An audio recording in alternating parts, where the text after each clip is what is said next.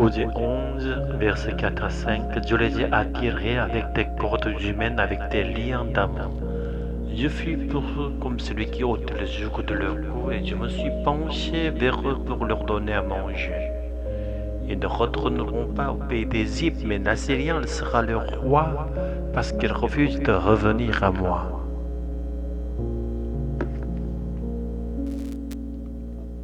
Le concept de la repentance dans l'Ancien Testament.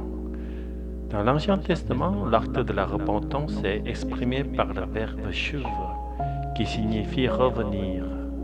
Se repentir signifie donc revenir à Dieu. Pourtant, bien que nous disions croyants, nous ne pratiquons pas toujours une vie où nous plaçons Dieu constamment devant nous. Nous ne lui consacrons qu'une infime partie de notre journée. Et malgré cela, nous espérons ou nous affirmons avec assurance être sauvés. Quelle audace! C'est pourquoi nous devons nous repentir plusieurs fois par jour. Tant que nous vivons dans ce monde sous une forme charnelle, la repentance ne peut être un événement unique car nous nous éloignons sans cesse du Seigneur. À chaque éloignement, nous devons nous repentir et revenir à lui.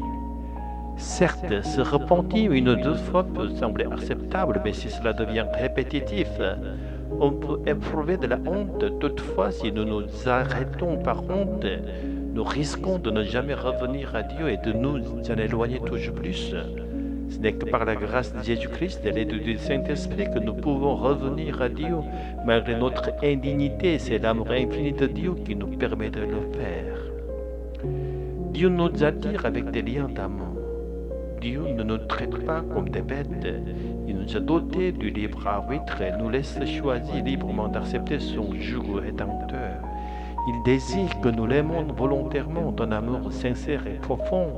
C'est pourquoi il nous laisse également la possibilité de nous éloigner de lui si nous le souhaitons. C'est ce que signifient les cordes humaines, les liens d'amour mentionnés dans chapitre 11, verset 4.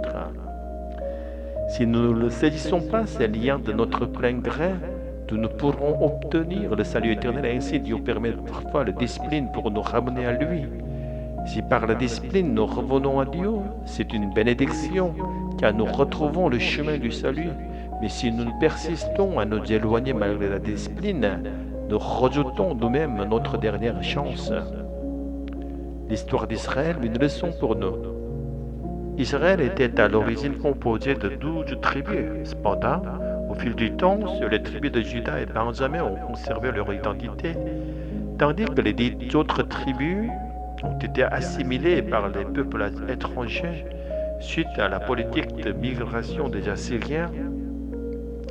C'est pourquoi les Juifs considéraient les descendants du royaume du Nord comme les Samaritains, les traitant en étrangers. En revanche, les descendants du royaume de Juda ont réussi à conserver leur identité, même pendant les exils babyloniens, et ils sont finalement retournés sur leur terre d'origine. Ceci est une image spirituelle. Ceux qui reviennent à Dieu grâce à la discipline, et ceux qui ne le font pas. Mais au final, ni les 10 tribus ni Juda ne sont revenus pleinement à Dieu. Et en l'an 70 après Jésus-Christ, Jérusalem fut détruite. Un appel pour nous aujourd'hui. Aujourd'hui, ce ne sont plus les liens du sang qui définissent le peuple de Dieu, mais la foi. Les enfants de Dieu ne sont plus seulement les Juifs ou les Israélites, mais tous ceux issus de toutes les nations qui croient en lui. Cependant, nous ne sommes pas différents du peuple d'Israël ou de Juda.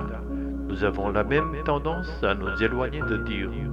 C'est pourquoi, chaque fois que nous nous éloignons, nous devons nous repentir et revenir à lui en comptant sur la puissance du Saint-Esprit et la grâce de Jésus-Christ.